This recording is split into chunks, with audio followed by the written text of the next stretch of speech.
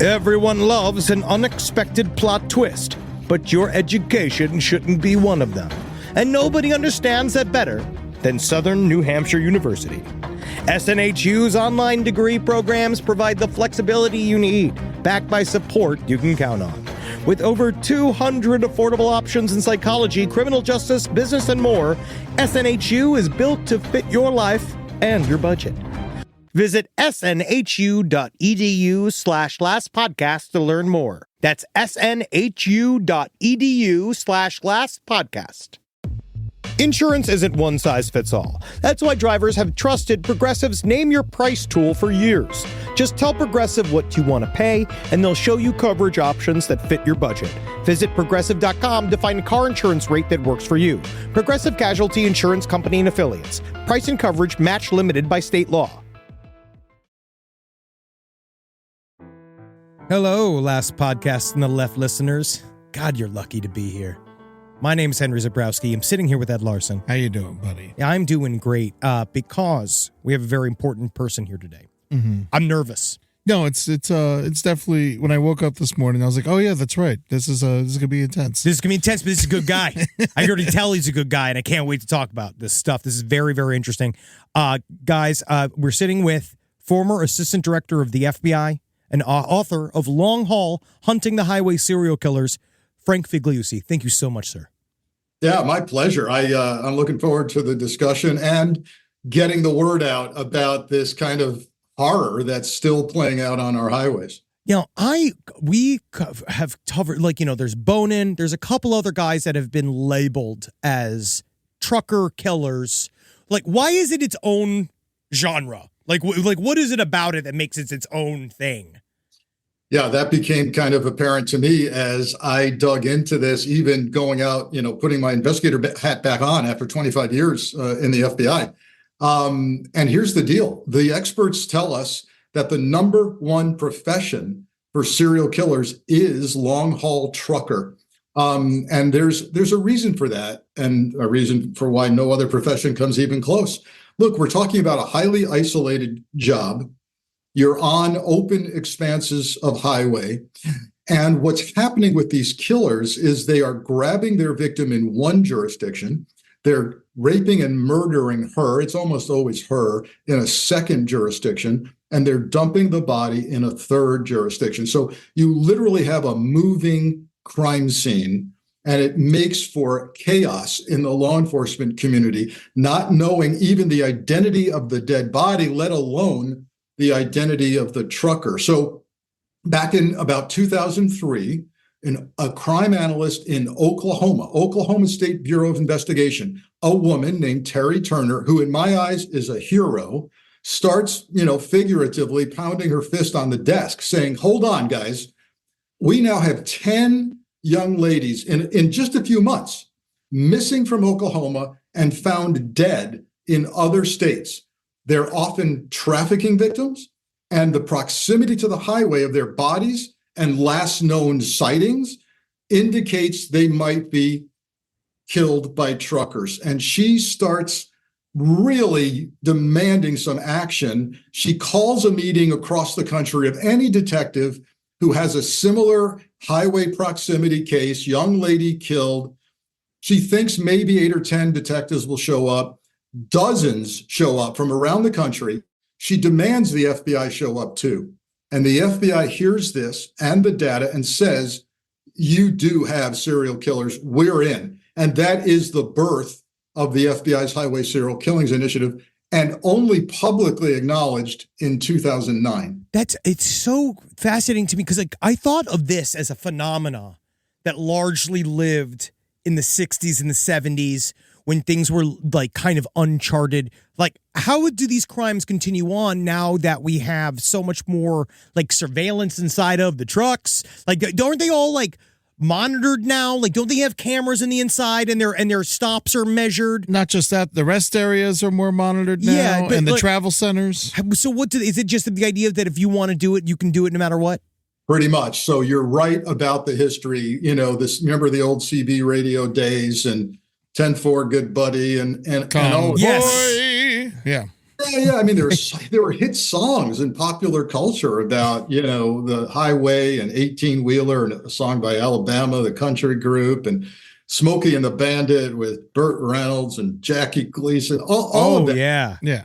became a part of our culture.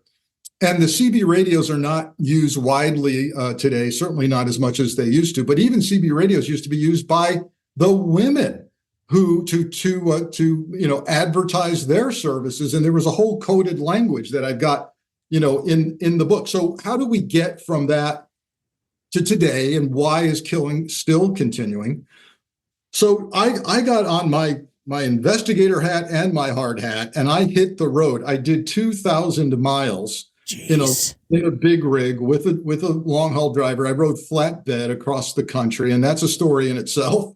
Yes. But I wanted to get into that subculture, as well as two other subcultures: trafficking victims and crime analysts.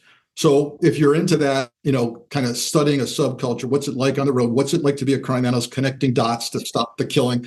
Or you're wondering how on earth does a young lady fall into the trap of trafficking? Then this book is for you. But today, yes, high-tech trucking. Modern trucking is high-tech. You've got electronic logs. You've got GPS navigation. The big corporate companies, the names we're all familiar with: J.B. Hunt, Werner, they've got their names emblazoned on the sides of the trailers.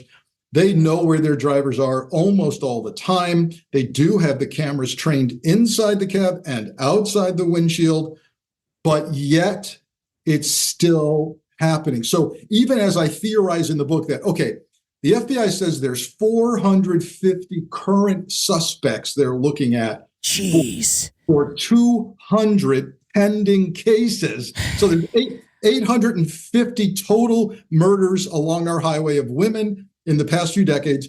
200 of them are pending and unsolved, and 450 suspects being looked at. So I start theorizing, okay, so it's high tech. It can't be the big corporate driver. It can't, right? It can't be. Yeah. Yeah. Right. Has to be someone who owns their own rig. But just as I come to that conclusion, I find cases where the corporate driver has parked his rig at the truck stop for his federal mandatory downtime of 36 hours every week. Yeah.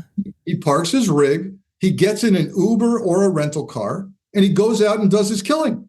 So, do they know where he is? Well, they know where his rig is, but they don't know where he is on his mandated downtime. So, yes, is it more likely to not be the corporate driver? Okay, but I'm telling you, the corporate drivers do it too. There is a little thing inside of me. I think the more and more I research about serial murder, I find that there are more connections between disparate killers than I want there to be. Like, we're starting to see there's some connections between John Wayne Gacy, Dean Corll. Like, they were connected to some networks together using child pornography, stuff like that. Is this kind of like, do you think that in this world, like, they communicate, that literally you're looking at a community of murderers in many ways that that they operate as a group or like a gang almost? It's rare, and there's been not enough exploration of that concept. I like the thread though, but the evidence is not there. You're largely talking about total isolated hermits that absolutely pursue certain types of trucking. And I get into the different types of trucking, even to ask the question, what kind of trucker in what kind of truck is more likely to kill? But what is it? Can I ask what that answer is? Like, what would you say? What's the breakdown of the trucker mentalities? Yeah. Because I love truckers. I still do the beep the horn at truckers. Does that mean should I stop that? No, they like that, but they like that with about a 6-year-old kid. So just to let you know. Yeah, I just pretend to be a Make-A-Wish man. Like, I'm meant to be feel like I wrap like a bandana around so I look like I'm dying. Yeah. Yeah. Hold up a sign, Make-A-Wish. Yeah. Blow your horn. Yeah. So look, different kinds of trucking. I rode flatbed. What does that mean? We were very physically engaged with the load every day. Different loads every day. Like our first day, we went to a gypsum factory and picked up 47,000 pounds of drywall. We were part of the economy. We had to know weight distribution Do I have weight evenly distributed over the axles or not? Can we gas up today fully, or will that put us overweight? Do we chain the load, strap the load? Do we have to tarp it today? And we're doing all that largely ourselves once the crane puts down 47,000 pounds of drywall and stacks it. Now we're strapping, we're tarping. The tarps weigh 100 pounds folded, and we're tossing them up onto the flatbed, then up on the top of the load and unfurling them. You've got to know mandated points of securement per how long and wide your load is. So all that's happening with a flatbedder. Why am I telling you that? There's mental and physical engagement with the load. Lots of talking goes on with your pickup site, and hey, I need this put here on. I need this. You got too much weight on this axle, and then at the delivery site. So there's that. Now let's go to the opposite extreme. That's a lot of human interaction. Is kind of what you're saying. It's a lot of people seeing you, talking to you, dealing with you. Not just that, you got to be strong to do that stuff. Well, that helps him be a serial killer, but we'll get there. You got to have physical skills. You got to have some soft people skills, because if they haven't loaded your load right, you're going to have to talk them into doing it again. A lot of that going on. The other end of the spectrum is the dry vanner. This is the guy or gal who's carrying a load of paper towels across the United States, right? There's no physical engagement with the load. He's not loading the truck. His physical exercise consists of opening and closing the back door of his trailer. He doesn't literally have to talk to anybody at all, anytime. And he just has to show up somewhere on time. And so I'm theorizing, and it's been the case with many of the serial killers I looked at, that they tend to be on the dry van side. Now, there's a whole hierarchy and caste system within trucking that I discovered. So, at the top of the pay scale, for example. There always is. Every world has it. Right? Yeah. Even in the podcast world, I know you guys are at the very top echelon. There are more. There are higher. I'm reminded every day. I'm shocked. Don't worry. Yeah. I was told I was at the top of the podcast chain. For when you're on it, sir. Yeah. When you're on it. We'll see if we can get Smartless interested. So if you look at, the guy I rode with is making six figures, good money. He's one of the top drivers in his medium-sized company.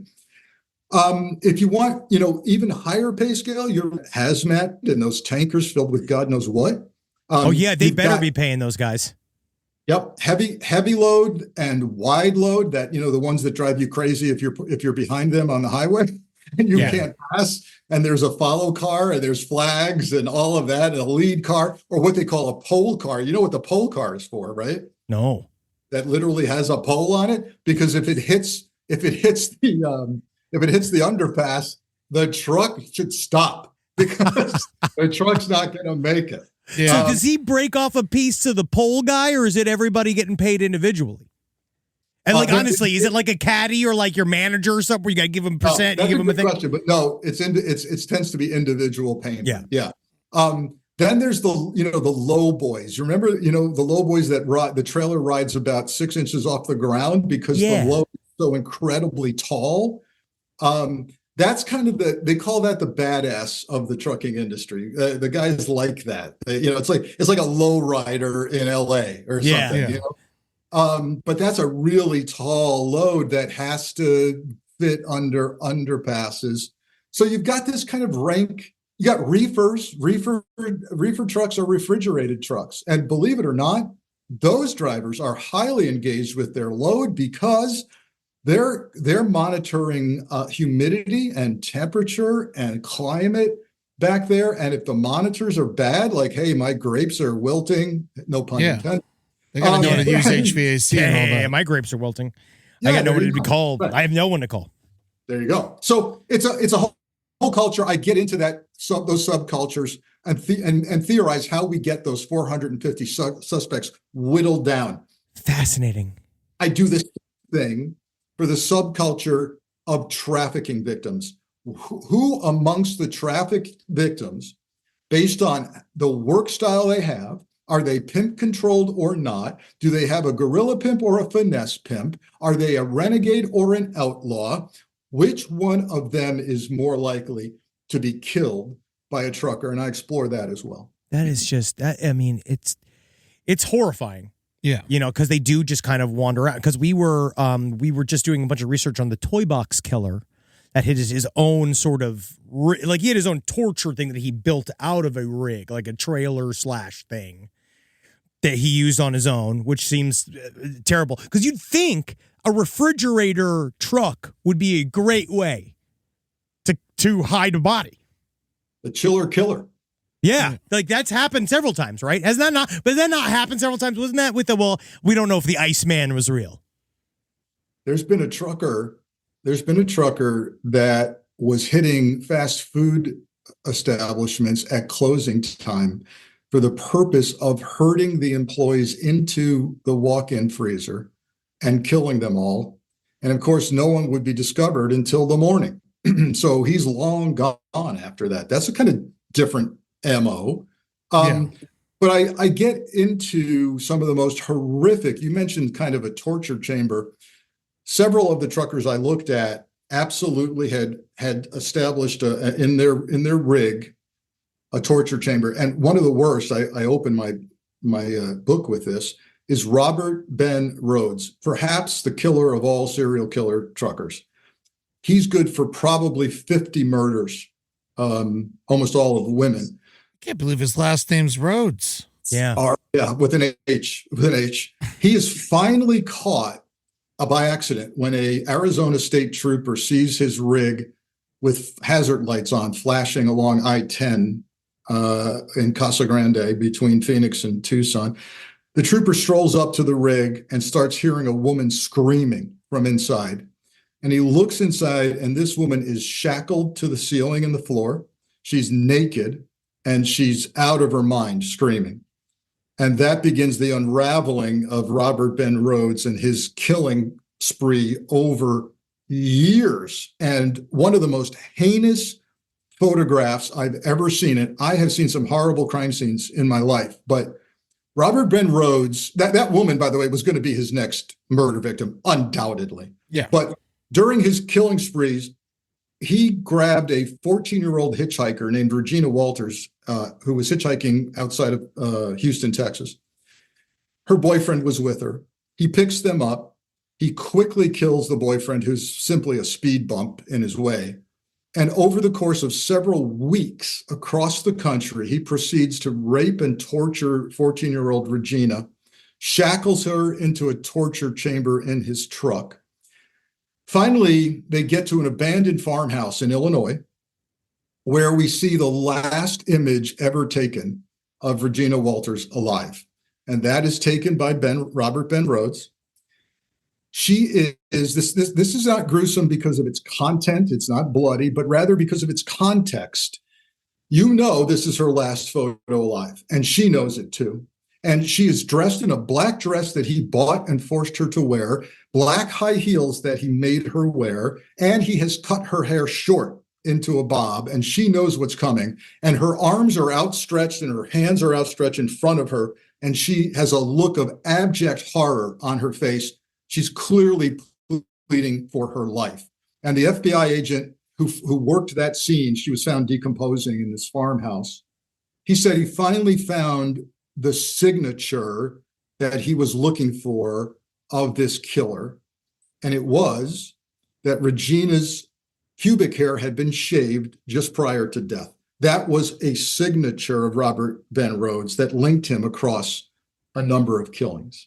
Jeez. Speaking of signatures, like how does that, because you are dealing with, what you said, transitory murderer, transitory victim. They are also, a lot of times they're moving around too. How do you put together what is a series of murders versus what are like one-offs here and there? And do people use it? Like, do killers know, hey, I've heard that there's a bunch of girls missing in this area. I know that I can dump somebody over here and that it'll be attributed to somebody else. But like, how do they do that? Are they aware of it? Or like, how do you guys pull that together? Like decide who's a serial killer and who's not? So interesting question. That has happened where you have a copycat who is somewhat familiar with the crime scene and therefore feels like he can get away with it. But it's relatively rare. And I'll tell you, the law enforcement's ability, particularly the crime analysts at the FBI and other state agencies, have become very adept at seeing what looks like a copycat, trying to look like another killer, because they can never get it precisely right. And then, of course, if they're indeed sexually assaulting their victim, there's going to be forensics and DNA that tells us, hey, this is a different killer. But the bottom line is serial killers tend to go with what they know. They're creatures of habit, just like we are. So, for example, if they use the victim's clothing to choke them, they tear it apart, they tear a t-shirt up, they make a knot, they gag and or strangle her with it. That knot is what they know and how they make a knot. And that's going to be studied and looked for at other locations, as is using the victim's clothing, as is whether they are naked or partially naked. What's naked, the top or the bottom? Have they been mutilated? Is it a knife killing, a strangulation, or a gunshot that's killed them? How are they mutilated? Are they found in water, under a tree, face down, face up? All of that factors into the kind of crime scene forensics that absolutely are part of the FBI's database. And here's where the police departments kind of complain, because you need to answer about 200 questions on a very bureaucratic looking FBI form. And it asks you all the questions I just went through, right? Where'd you find the body? Blah, how long before it was discovered? White girl, black girl, Hispanic. There's a series of murders I talk about in the book that are called the redhead killings, which I believe are not yet fully solved. And so, that's all entered in. It's garbage in, garbage out. So if you do that, the FBI works really well to make some magic with algorithms and computer matches and tell you, you've got a killing that we think is the same killer halfway across the country. Or even better, we've identified this killer in another killing and we've got him in custody. That's a good day. But increasingly, it's genealogical DNA that even decades after a body is discovered is finally putting a name with a body. Because now we have the 23andMe kind of revolution towards, how do you feel about that? Like, obviously as cops, it's a great resource because a lot of people openly gave their DNA into a private company. But how do you feel about all the weird stuff about like private company releasing our DNA? But I also feel fine if it's catching a serial killer, like fuck them. Exactly. Like, I don't give a fuck. But it's like, I don't know if I haven't seen the Henry clone that they promised. I've heard that the government's making clones. I'd love the Henry clone. I'd love for him to work because then I can go home. There you go. Yeah. But 23andMe really did stuff like this. Did that really blow a lot of this open? So it's interesting. The biggest names in that industry, Ancestry.com, 23andMe, don't fully cooperate with law enforcement unless they are ordered to via subpoena or search warrant. Okay, right. So they're not an open book. And so, if you're concerned about your own privacy, and by the way, the big companies have been hacked. There was one in the news recently where somebody on the dark web started posting everybody's DNA situation, including a seeming focus on people with Ashkenazi Jewish backgrounds. Kind of scary stuff. Yes. If that was being targeted. But I'm a huge fan of two companies that actually even exist to help law enforcement so that when you submit your DNA, and you're signing off saying, yes, I'm trying to help law enforcement. So, someone in your distant relatives, in your distant past, could be that DNA match that shows that this is a victim who's a relative of yours, or that there's a killer who's a relative of yours. And those two companies are DNA Solve and GED Match, GED Match. Interesting. Now, because of these, because it takes place in the highway and it's a very transient problem, the FBI kind of has to take this, right? Or is it like state troopers a little bit? But once how you go do you to the deal next with state, the police? I feel like that's always seems to be when we read about true crime cases. One of the worst parts sometimes is not to be too gotcha here or whatever, but like there's bad communication sometimes between various departments in order to figure out because some people are like, no, this is my case. Like, this is Snarlington County. The sheriff handles things here, you know? Snarlington County. Yeah. Yeah, we got to take a good look at Snarlington. Yeah, honestly, it seems like it's something with that name needs to be looked at twice. Yeah, so here's the deal. To try for police departments across the country to try to do this themselves would literally take going through NCIC, VICAP, another criminal system owned by the FBI, and literally looking for the red truck, the redhead girl, the girl that's found half naked, the girl that's raped after death, combing through all of those cases and hoping that you find something similar. Or you can use the FBI's database, enter your data, and have some of that magic happen, and have the FBI crime analysts start assisting you with matching to other killers, and even calling in the behavioral profilers from Quantico, Virginia. That's where this initiative is based, at the FBI Academy, in the behavioral analysis units. And for those criminal minds people and your viewers who watch the FBI shows and they know their stuff, boy, do they know their stuff. This is BAU4, Behavioral Analysis Unit 4, that does all this for you. And very seldom would a police department go, no thanks. We don't want to solve our cold cases. We really don't want the FBI here. Yeah. The problem with those independent police departments is they'll never find that connection, between Alabama and California. They're just not, it's just not going to happen. It would almost be an accident to trip over a case that's like yours. So it's welcome. The FBI is in the marketing business on this. They go out and preach the gospel of the HSK database.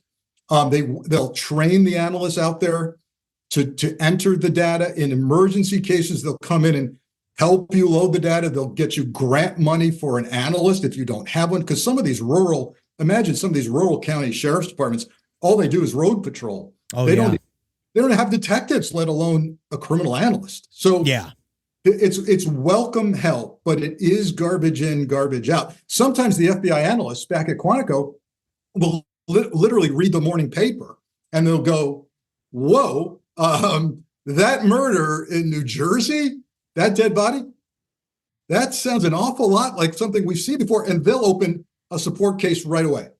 That's that's great. I mean, that's great. Do you find that, how accurate are some of their personality breakdowns? Like, how would you say, like, across the board, like, how well do they do, like, nailing the guy? Yeah. I say guy. It's mostly guy, but sometimes lady. Well, I tell you, I've always been impressed by the profilers, which is a different job role in this unit, in these various units at Quantico. Those profilers are special agents, gun and badge carrying special agents, because they want profilers to have street time. They want them to understand how a case is made.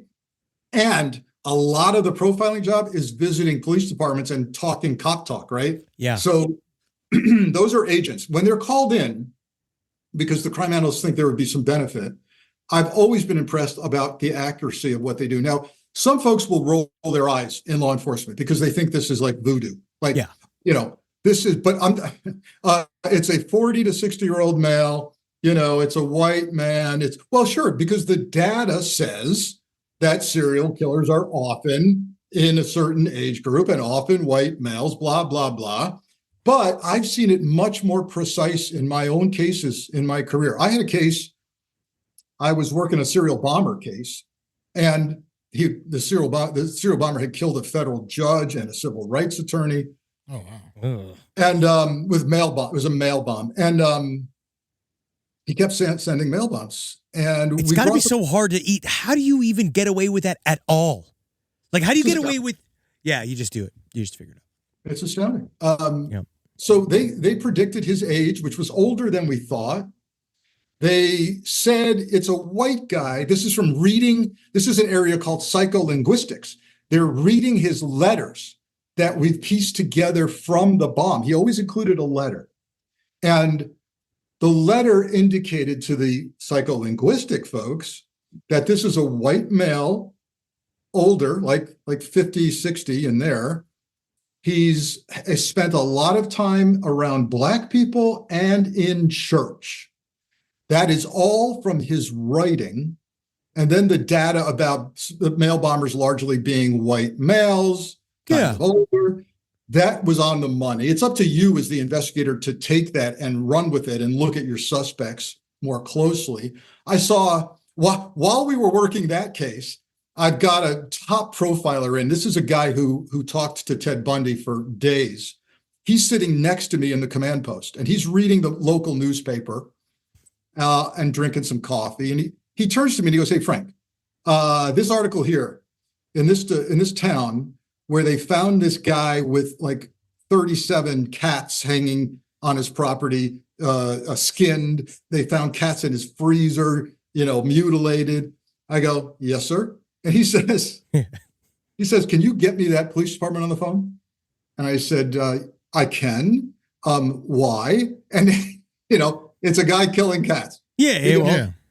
He says, if this town has any unsolved rapes, this is the guy.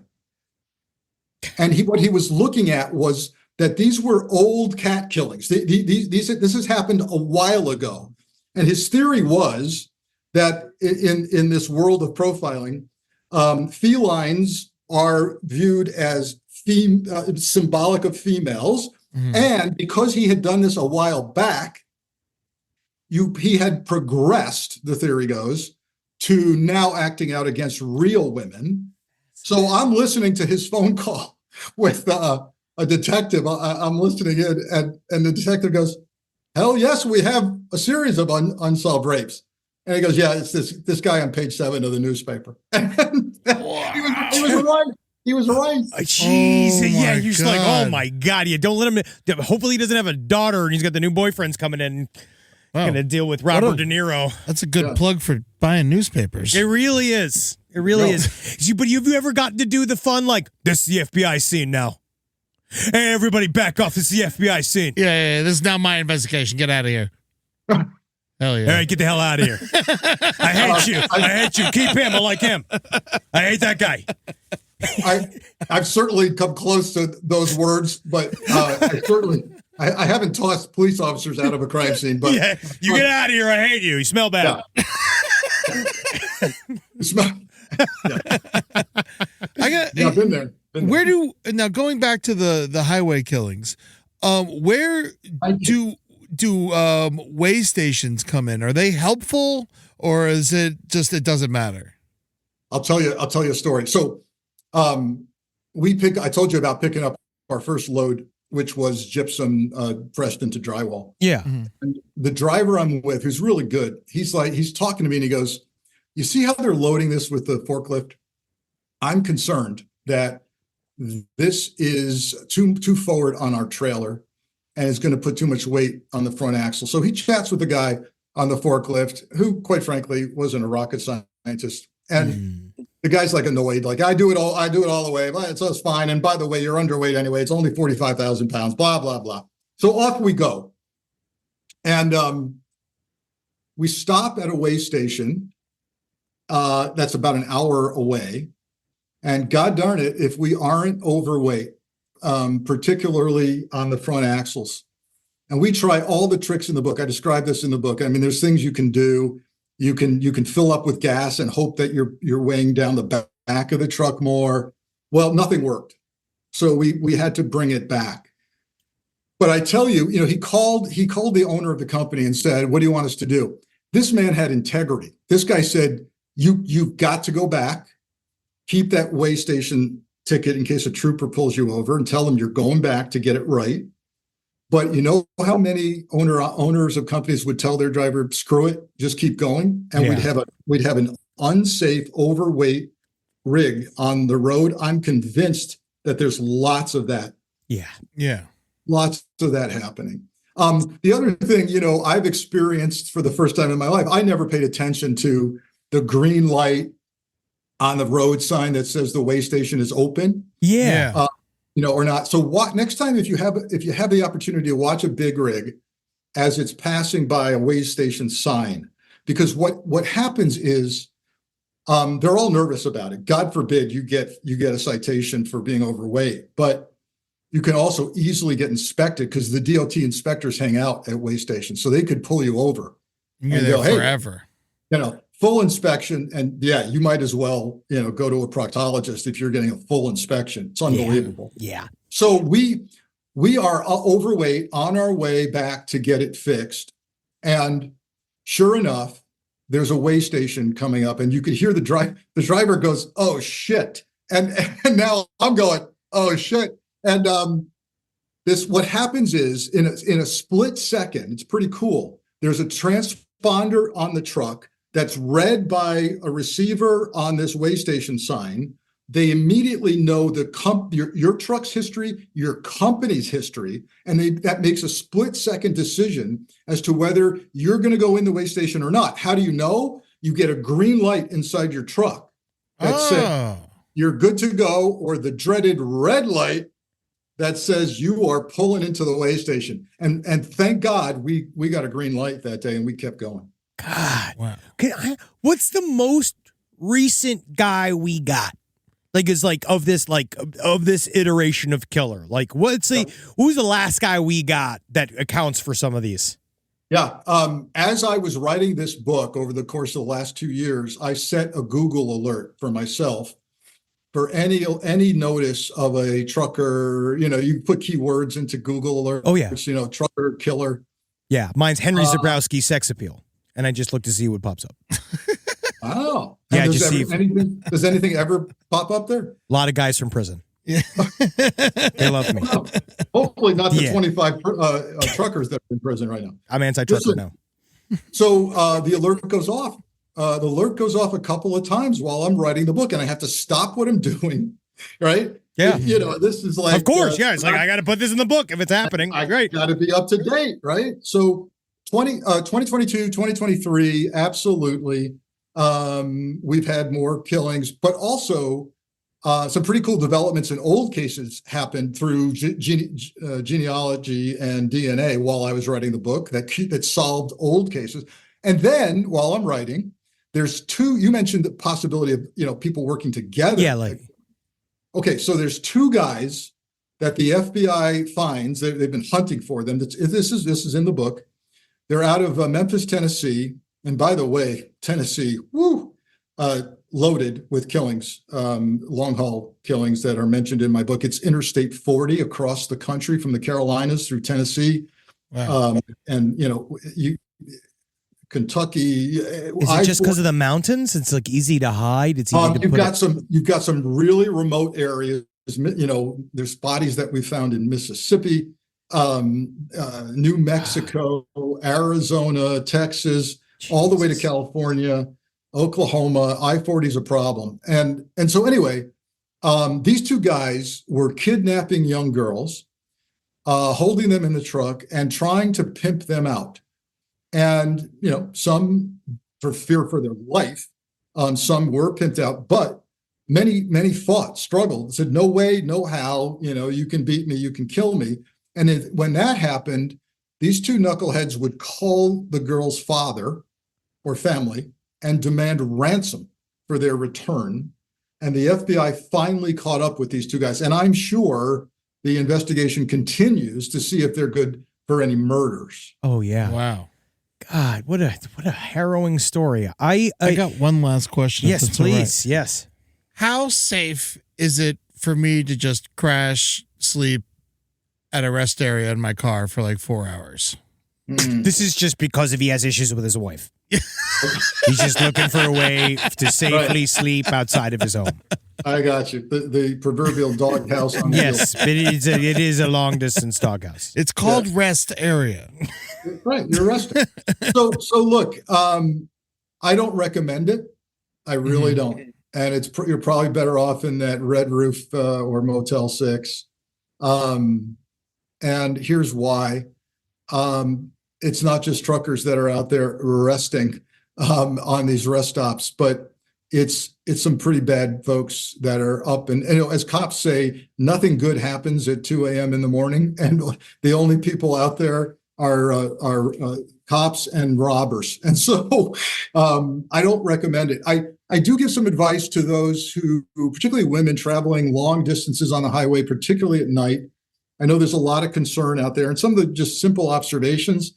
If your gut, so do not, pull over and sleep for the night at a rest area. But if your gut's telling you that somebody's following you, this truck has been with me for way too long. It stops when I stop. It starts when I start again. The guy's looking at me when he passes, and then he falls behind me. Trust your gut. Know where you are. That's something you can train yourself to do. I'm on mile marker 112 on I-75 North, right? Yeah. Call 911 and tell them where you are and the description of that truck or car, because your gut's probably right. The other thing is don't run out of gas. Always be vigilant about where your fuel tank is, and do not, unless you absolutely have to, do not pull in to a truck stop to gas up, but rather pull into a regular rest stop. I think you'll be safer. And even when you get out of the car to pump your gas, take that key fob with you, put it in your pocket, because worst case scenario, somebody jumps in your car to carjack it. They're not going to have that fob, and they might get in, but it's going to take them a while to get the car unlocked. Situational awareness is essential. That's kind of what I was told once, was the idea is that your observation and your presence, like you being present and in the moment and knowing your environment, probably saves you more than anything else. Oh yeah, and you got to trust it. Don't say no. Don't think I'm going to make a fool of myself if I call 911 or tell somebody. The simple act of finding a place to lay your head at night as a trucker was astounding to me about how difficult that is. Because if the driver I was with, he wanted to go because time is money. And he would wait till the very last minute. It was getting dark. Not a lot of truckers like to drive in the dark. Some do. And he starts looking for a place to lay our head at a truck stop. And if you haven't found a spot by 8 p.m. at night, you're screwed, because there's not enough spots at truck stops, and they need more. So this is why you can see that there are trucks parked on exit and entrance ramps. There are trucks parked on the driveway of a rest stop. This is why they you said, well, it's a rest stop. That's how they feel. It's a goddamn rest stop. And so, I'm not going to endanger people, but the nice spot where you can go in and shower and get a meal, good luck with that after 8 p.m. And we did sleep in some pretty scary places, including an inner city location of a major city where I was more concerned about getting robbed that night than anything else. Well, to the good truckers out there, it's your job to police. You got to go out there. You got to police your own. All right. Because it's out there. You got to go because don't be afraid to snitch. All right. Because I know it's hard. It's hard to snitch. Right? No one likes it. No one likes it. No one likes it. But the FBI likes it. But for murder, it's okay. I just want to tell our truck drivers, for murder, it's all right. All right. Real quick. There's a private organization called Truckers Against Trafficking, TAP. They train long haul truckers every year to be the eyes and ears of the anti-trafficking movement. And every year, long haul truckers rescue people from trafficking, and they get awards as hero truckers every year. Yeah, and there's nothing that a trucker hates more than traffic. Yeah. And I think it's important that they took care of it. Thank you so much for being here. I'm fascinated. I can't wait to read the book, Long Haul, Hunting the Highway Serial Killers. This is former Assistant Director of the FBI, Frank Figliuzzi. Thank you so much. It's great to meet you, Frank. Thank you for everything. Stay safe out there. I'm going to do my best. All right. You stay safe. Yeah. Thank you. I will. Take care. Bye. Thank you.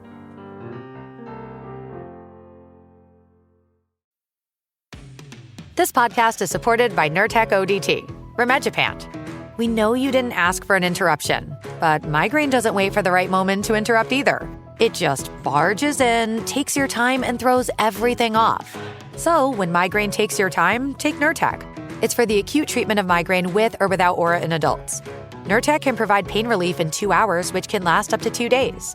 Ask your healthcare provider if Nurtec is right for you, because your time is for you, not migraine. Don't take if allergic to Nurtec ODT. Allergic reactions can occur even days after use.